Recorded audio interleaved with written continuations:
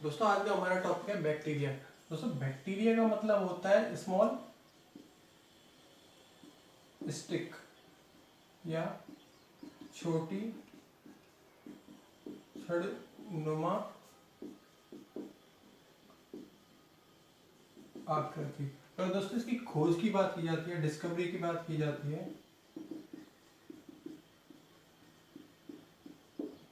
खोज की बात की जाती है, डिस्कवरी की बात की जाती है, तो सबसे पहले ल्यूवेनहॉक ने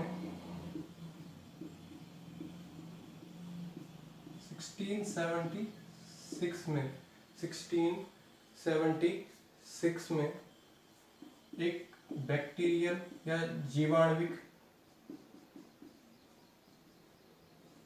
कोशिका को, इसे जीवाणु भी, बैक्टीरिया भी कहा जाता है, जीवाणुविक कोशिका को देखा था। इसीलिए ल्यूवेनहॉक को फादर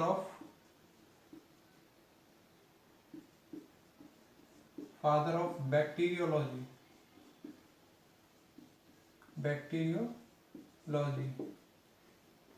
भी कहा जाता है।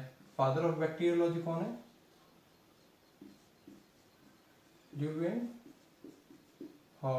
ल्यूवेनहॉक। दोस्तों अगर इसकी बात की जाए जनरल कैरेक्टर्स की, दोबारा देख लेते हैं एक बार। जीवाणु का मतलब होता है स्मॉल स्टिक या छोटी छड़नुमा आकृति। अगर इसकी खोज की बात की जाती है तो सबसे पहले खोज की गई थी ल्यूवेनहॉक द्वारा 1676 में, 1676 में उन्होंने एक जीवाणु को देखा था, जीवाणु कोशिका को देखा था, बैक्टीरियल सेल को देखा था। इसीलिए इन्हें फादर ऑफ बैक्टीरियोलॉजी भी कहा जाता है। जीवाणु विज्ञान के पिता ल्यूवेनहॉक को कहा जाता है।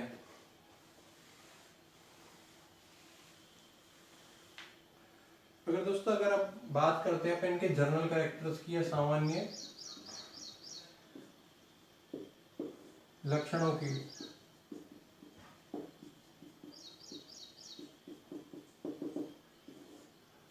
तो सामान्य लक्षणों में सबसे पहला आता है एकमात्र ऐसे जीव है जो कि इस पृथ्वी पर सभी स्थानों पर पाए जाते हैं, अर्थात विश्वव्यापी होते हैं, अर्थात विश्वव्यापी, जिसे कॉस्मोपोलिटियन भी कहा जाता है। अर्थात ये उच्च तापमान से निम्न ताप तक पाए जा सकते हैं। कहने का मतलब ये है, ये जल, थल व वायु अर्थात तीनों एटमॉस्फेयर में उच्च ताप से high temperature to low temperature, high temperature से लेकर निम्न ताप या लो टेम्परेचर तक भी पाए जा सकते हैं। दूसरा होता है यूनिसेलुलर होते हैं, एक कोशिका के रूप में पाए जाते हैं, एक कोशिकीय, यूनिसेलुलर, एक कोशिकीय, यूनिसेलुलर।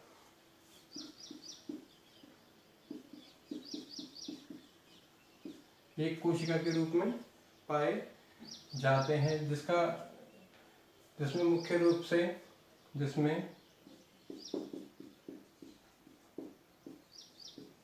मुख्य रूप से सुविकसित केंद्रक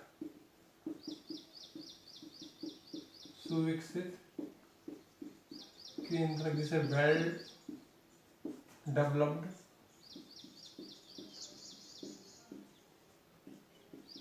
न्यूक्लियस बोला जाता है। वेल डेवलप्ड न्यूक्लियस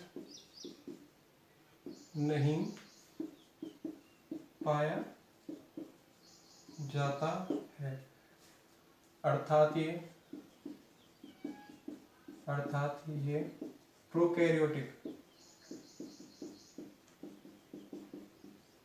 जीव की तरह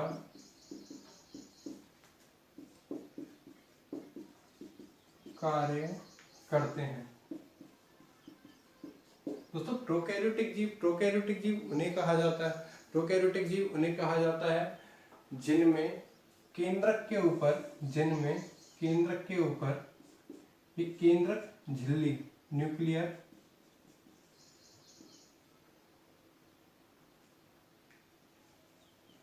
मेम्ब्रेन नहीं पाई जाती है। ये केंद्रक है, एक कोशिका का निर्माण किया है, जीवाणु कोशिका बोल सकते हैं इसे। अगर इसके ऊपर केंद्रक झिल्ली नहीं पाई जाती है तो इस प्रकार की कोशिका के अंदर जो भी आनुवंशिक पदार्थ होता है, क्रोमोसोम्स होते हैं, डीएनए होता है, वो नेक्ड अवस्था में पाया जाता है, नग्न अवस्था में पाया जाता है। इस प्रकार की कोशिकाओं को बोला जाता है प्रोकैरियोटिक कोशिका। इस प्रकार के जीवों को बोला जाता है प्रोकैरियोटिक जीव। प्रोकैरियोटिक जीव की तरह कौन कार्य करता है? जीवाणु। जीवाणु किसकी तरह? प्रोकैरियोटिक जीव की तरह कार्य करता है। साथ ही साथ इनमें माइटोकॉन्ड्रिया,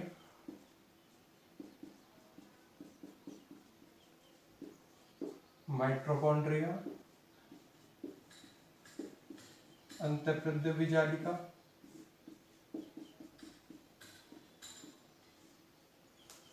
गोल्जिकाएं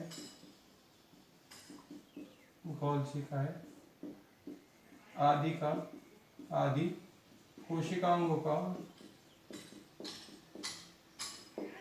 कोशिकांगों का अभाव पाया जाता है। दोस्तों माइटोकॉन्ड्रिया का काम होता है किसी भी कोशिका को ऊर्जा प्रदान करना। अगर श्वसन इस क्रिया से हो रहा है, माइटोकॉन्ड्रिया में हो रहा है, तो श्वसन के लिए कुछ ना कुछ विशेष प्रकार के कोशिकांग पाए जाएंगे। इसीलिए उन कोशिकाओं को मीजोसोम्स कहा जाता है। इसीलिए श्वसन के लिए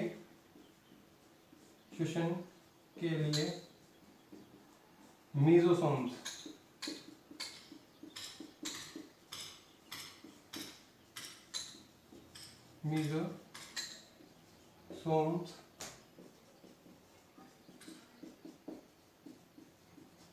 पाए जाते हैं। दोस्तों दोबारा देख लेते हैं एक बार। बैक्टीरिया का मतलब होता है स्मॉल स्टिक। सबसे पहले खोज की गई थी ल्यूवेनहोक द्वारा, एंटोनी वन ल्यूवेनहोक द्वारा 1676 ईस्वी में। उन्होंने एक जीवाणु कोशिका बैक्टीरियल सेल्स को देखा था। इसीलिए उन्हें फादर ऑफ बैक्टीरियोलॉजी या जीवाणु विज्ञान का पिता भी कहा जाता है। अगर दोस्तों इनके जनरल कैरेक्टर्स की बात की जाती है, सामान्य लक्षणों की बात की जाती है, तो ये विश्वव्यापी होते हैं, सर्वव्यापी होते हैं या विश्वव्यापी होते हैं, जो कि उच्च ताप से लेकर निम्न ताप तक उपस्थित रह सकते हैं। सेकंड होता है एक कोशिकीय जीव होते हैं, अर्थात इनका शरीर एक कोशिका से मिलकर बना हुआ होता है, जिसमें सुविकसित केंद्रक नहीं पाया जाता है। वेल डेवलप्ड न्यूक्लियस नहीं पाया जाता। अर्थात दोस्तों सेकंड नंबर पे आता है जीवाणु एक कोशिकीय जीव होते हैं, अर्थात इनका शरीर एक कोशिका से ही मिलकर बना होता है, जिनमें सुविकसित केंद्रक वेल डेवलप्ड न्यूक्लियस नहीं पाया जाता। दोस्तों वेल डेवलप्ड न्यूक्लियस इस प्रकार के न्यूक्लियस को कहा जाता है, इसमें केंद्रक झिल्ली उपस्थित होती है। अर्थात इनमें केंद्रक के ऊपर, ये केंद्रक है, कोशिका के अंदर केंद्रक है, केंद्रक में केंद्रक झिल्ली न्यूक्लियर मेम्ब्रेन एब्सेंट होती है। इस प्रकार के जीव को बोला जाता है प्रोकैरियोटिक जीव। दोस्तों दोबारा समझ लेते हैं। जीवाणु एक कोशिकीय जीव की तरह कार्य करते हैं। इनमें सुविकसित केंद्रक झिल्ली के अभाव वाला केंद्रक पाया जाता है, अर्थात इनका जो भी आनुवंशिक पदार्थ होता है डीएनए आरएनए वो नेक्ड पाया जाता है, नग्न अवस्था में पाया जाता है। इसीलिए इन्हें प्रोकैरियोटिक जीव कहा जाता है। नेक्स्ट आता है, इनमें विभिन्न प्रकार की कोशिकाएं जैसे माइटोकॉन्ड्रिया, अंतःपृष्ठीय जालिका, गोल्जिका आदि नहीं पाए जाते। माइटोकॉन्ड्रिया का काम होता है किसी भी कोशिका को श्वसन ऊर्जा प्रदान करना, श्वसन में सहायता करना। इनमें माइटोकॉन्ड्रिया के द्वारा श्वसन नहीं हो रहा, तो इनमें श्वसन के लिए एक विशेष प्रकार की संरचना, विशेष प्रकार की कोशिकाएं जिन्हें मेसोसोम्स कहा जाता है, पाए जाते हैं। साथ ही साथ अंतःपृष्ठीय जालिका का अभाव पाया जाता है। अंतःपृष्ठीय जालिका हमेशा केंद्रक झिल्ली से लगी हुई पाई जाती है। अगर केंद्रक झिल्ली ही इनमें नहीं पाई जाती है, अंतःपृष्ठीय जालिका अनुपस्थित होती है। दोस्तों गोल्जी बॉडी का काम होता है किसी भी कोशिका के अंदर एंजाइमों का निर्माण करना। बैक्टीरिया परपोषी या परजीवी की तरह कार्य करता है, अर्थात दूसरे जीवों पर, मुख्य रूप से दूसरे जीवों पर निर्भर रहता है। जहाँ से एंजाइम प्राप्त करते हैं, इसीलिए इसमें गोल्जी काय का अभाव पाया जाता है, गोल्जी काय का अभाव पाया जाता है। दोस्तों नेक्स्ट होते हैं इनमें कोशिका भित्ति। अगर इनकी कोशिका की भित्ति की बात की जाती है, कोशिका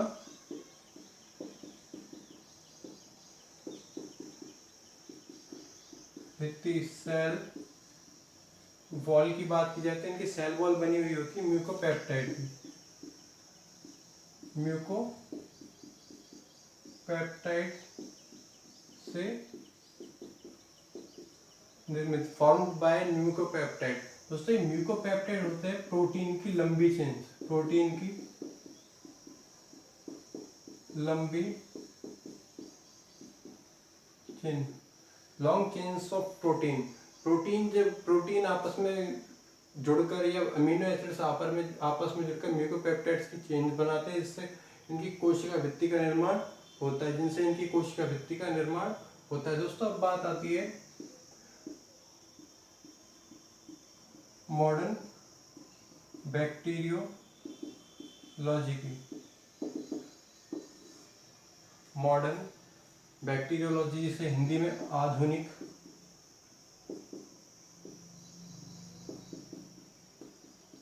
जीवाणु विज्ञान भी कहा जाता है। दोस्तों इस ब्रांच का निर्माण क्यों हुआ? जितने भी वर्तमान समय में बैक्टीरिया की खोज की गई, वो इसी एरा में की गई या इसी युग में की गई, इसीलिए इस ब्रांच को मॉडर्न बैक्टीरियोलॉजी या आधुनिक जीवाणु विज्ञान कहा जाता है। फादर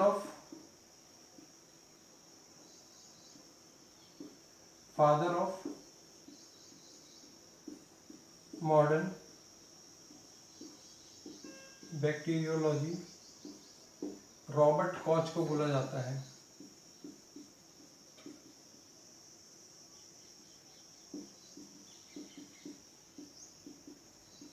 रॉबर्ट कॉच को कहा जाता है क्योंकि इन्होंने 1876 में हैजा, जिसे कॉलेरा भी बोला जाता है,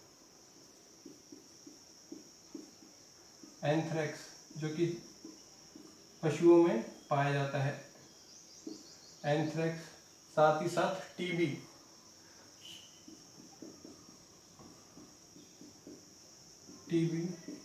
के जीवाणुओं की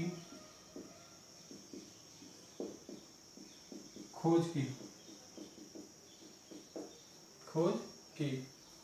दोस्तों दोबारा देख लेते हैं जनरल कैरेक्टर। कोशिका भित्ति म्यूकोपेप्टाइड से बनी हुई होती है। म्यूकोपेप्टाइड प्रोटीन की एक लंबी चेन होती है, म्यूकोपेप्टाइड प्रोटीन की एक लंबी चेन होती है। दोस्तों बात करते हैं मॉडर्न बैक्टीरियोलॉजी या आधुनिक जीवाणु विज्ञान की। आधुनिक जीवाणु विज्ञान का जनक बोला जाता है, पिता बोला जाता है रॉबर्ट कॉच को, जिन्होंने 1876 में हैजा कोलेरा, जिसका जीवाणु होता है विब्रियो कॉलेरी, एंथ्रेक्स जो कि पशुओं में रोग करता है, टीबी माइक्रोबैक्टीरियम ट्यूबरकुलोसिस, टीबी के जीवाणु की खोज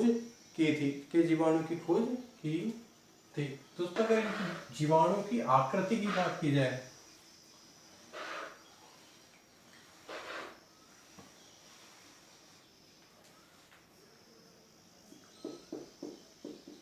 जीवाणुओं की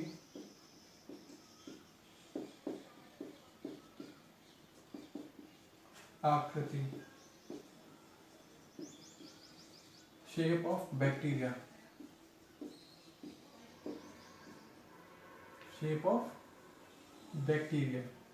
दोस्तों इनके बैक्टीरिया की शेप के आधार पर या जीवाणुओं की आकृति के आधार पर इनका नामकरण किया जाता है।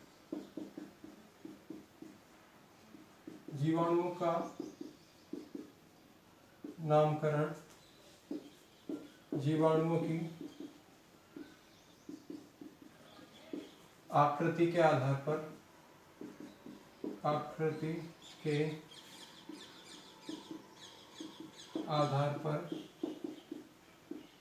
किया जाता है। जैसे कि पहला देखते हैं बेसिलस, पहला देखते हैं बेसिलस आकृति।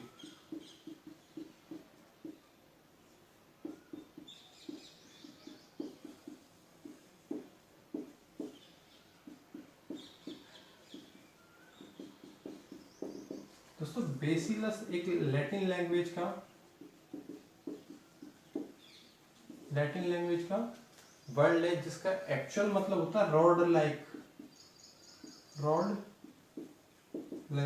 जैसे हिंदी में समझे तो छड़ के आकार का, छड़ के आकार का, अर्थात ऐसा कोई भी बैक्टीरिया जो कि एक रॉड लाइक शेप में पाया जाता है, छड़ के आकार में पाया जाता है, इस प्रकार का पाया जाता है, उसे बोला जाता है बेसिलस, उसे बोला जाता है बेसिलस। जैसे कि एग्जाम्पल में देखा जा सकता है लैक्टोबेसिलस,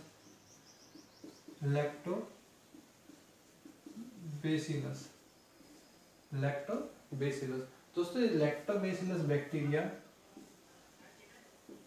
दूध को दही में परिवर्तित कर देता है, दूध को दही में परिवर्तित कर देता है। ये बेसिलस शब्द कहाँ से आया है? इसकी आकृति से। ये बेसिलस शब्द कहाँ से आया?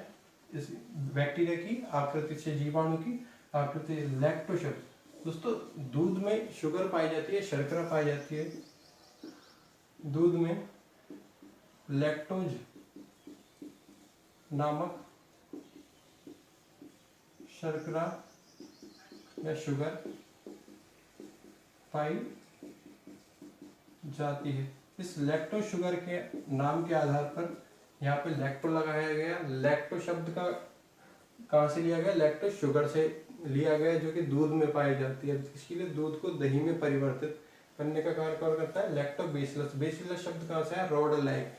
ऐसा कोई बैक्टीरिया इसकी आकृति रॉड लाइक पाई जाती है, छड़ के आकार की पाई जाती है, क्या कहलाता है? बेसिलस कहलाता है। सेकंड,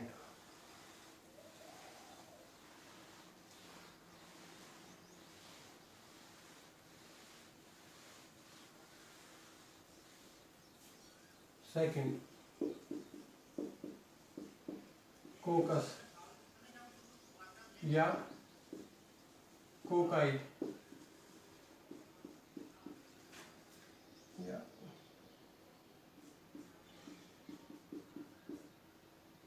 कोकस या कोकाई। दोस्तों कोकस भी एक लैटिन लैंग्वेज का वर्ड है जिसका एक्चुअल मतलब होता है रिंग लाइक, अर्थात गोलाकार,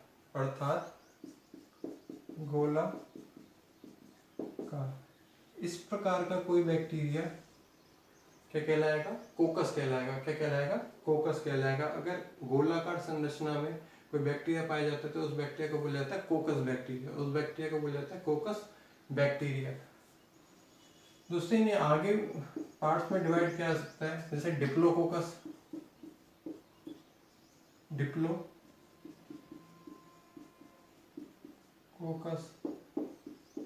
एक्चुअली डिप्लो का मतलब होता है दो, कोकस का मतलब होता है रिंग लाइक या गोलाकार। जब दो कोकस बैक्टीरिया आपस में जुड़ते हैं तो इस प्रकार के बैक्टीरिया को बोला जाता है डिप्लोकोकस। जैसे कि उदाहरण के तौर पर देखा जाता है डिप्लोकोकाई,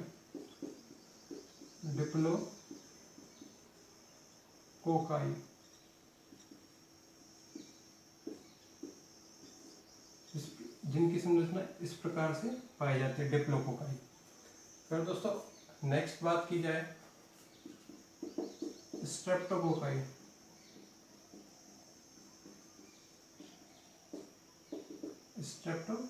स्ट्रेप्टो का मतलब होता है मोर देन टू, दो से ज्यादा, कोकाई बैक्टीरिया जीवाणु जुड़ते हैं, जैसे कि न्यूमोनिया, रोग का रोग कारक स्ट्रेप्टोकोकस,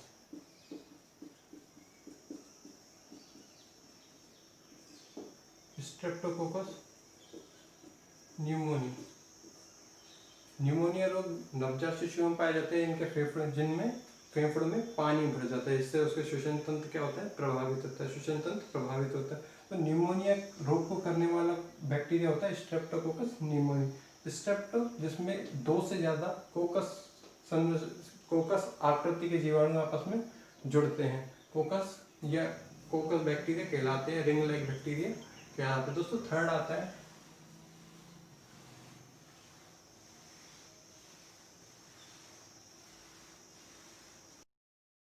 थर्ड बैक्टीरिया आता है कॉमा शेप्ड या कॉमा आकृति का बैक्टीरिया या विब्रियो बैक्टीरिया। ऐसा कोई भी बैक्टीरिया जिसकी आकृति कॉमा शेप्ड पाई जाती है क्या कहलाता है, विब्रियो या कॉमा शेप्ड बैक्टीरिया कहलाता है। जीवाणु की आकृति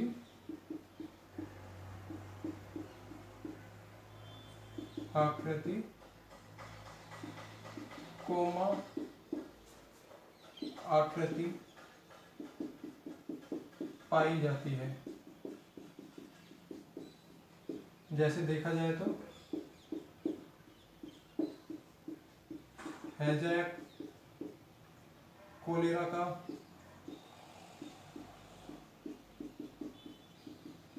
जीवाणु विब्रियो कोलेरी, विब्रियो कोलेरी। दोस्तों नेक्स्ट आता है स्पाइरिलम या स्पाइरल।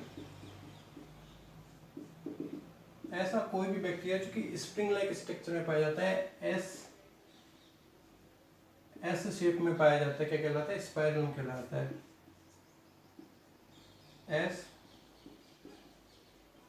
आकृति का जीवाणु, जैसे उदाहरण स्पाइरिलम वॉल्यूटेंस। दोस्तों दोबारा देखते हैं एक बार। एक बैक्टीरिया होते हैं बेसलेस टाइप के जो कि रॉड शेप्ड होते हैं। सेकंड आते हैं कोकस जो कि रिंग लाइक स्ट्रक्चर में पाए जाते हैं, गोलाकार आकृति में पाए जाते हैं। थर्ड होते हैं कॉमा शेप्ड जो कि कॉमा की आकृति के पाए जाते हैं, जैसे कि हैजा का बैक्टीरिया होता है, विब्रियो कोलेरी। फोर्थ आता है स्पाइरलम जो कि अंग्रेजी के एस के आकार के पाए जाते हैं, अंग्रेजी के एस के आकार के पाए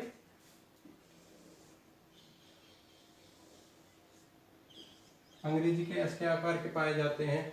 ऐसे जीवाणु को बोला जाता है स्पाइरलम जीवाणु। उदाहरण के लिए देख सकते हैं अपन स्पाइरलम वॉल्यूटेंस, स्पाइरलम वॉल्यूटेंस।